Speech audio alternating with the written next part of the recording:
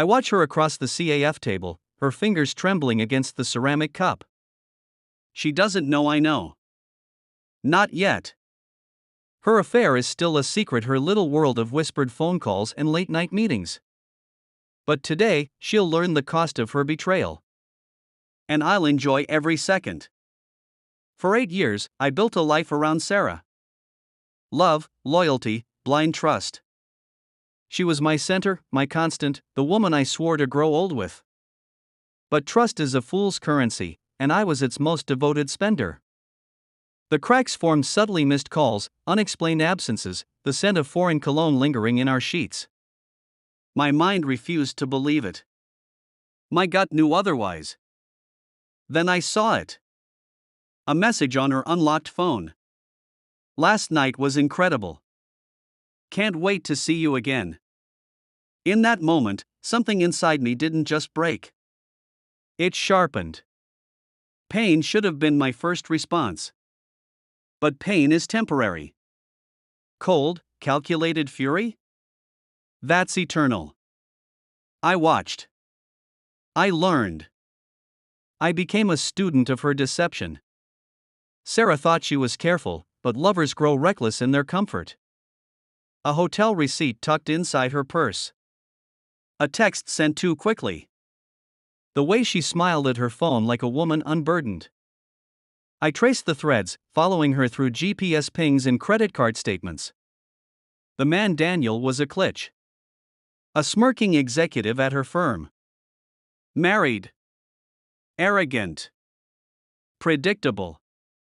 Sarah begged for couples therapy last week, her voice thick with faux remorse. We need to fix us, she pleaded. I don't want to lose you. I agreed. Because fixing us was never the plan. Ending her? That was the masterpiece. The first step of war is silence. I played the part of the loving husband, nodding at her excuses, touching her like she wasn't already gone. Each night, I lay beside her, cataloging her lies as she whispered about work stress and late meetings. She thought she was winning. I spent my nights crafting her downfall. I hired a private investigator, gathered every photo, text, and video. Bank statements that traced their weekend getaways. A keylogger that exposed their messages in real time. I befriended Daniel's wife through a chance coincidence at her gym.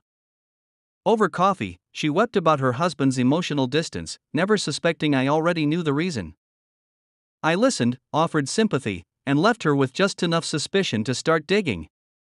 Sarah's therapy session was scheduled for Friday. She thought it was about healing. She thought I was desperate enough to fight for us. She had no idea she was walking into her execution. The therapist's office was warm, inviting, designed for salvaging broken relationships. But I wasn't here to save us. Sarah sat beside me, her hands folded neatly, her wedding ring gleaming under the soft lighting. She looked so sure of herself, so confident in her control. The therapist smiled. Why don't we start with honesty? What brought you both here? I exhaled, turning to my wife. Sarah, why don't you tell her about Daniel? Silence. Her expression flickered shock, then forced confusion. What are you talking about? I slid the manila folder across the table. Every lie, every betrayal, every sordid detail laid bare in crisp black and white. The therapist gasped. Sarah's face drained of color. Checkmate. Sarah stammered, her fingers clutching the papers as if she could make them disappear. This isn't what it looks like. Oh, but it is. My voice was calm. Too calm. It's also what it sounds like, reads like, and feels like. Every lie you told. Every time you came home smelling like him. Her eyes glistened.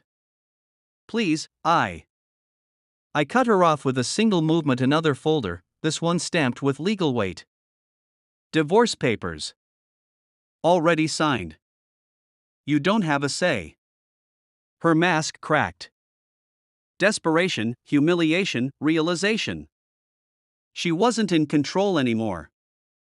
Sarah reached for my hand. I didn't let her. I leaned in, my voice low. You thought I'd beg. You thought I'd break. But I don't break, Sarah. I learn. I stood, adjusting my jacket. By the way, Daniel's wife knows everything. She's serving him papers today. His career? Finished. Your name? Dragged through HR as we speak. Tears streamed down her face. Please. I turned to the therapist. You might want to check on her.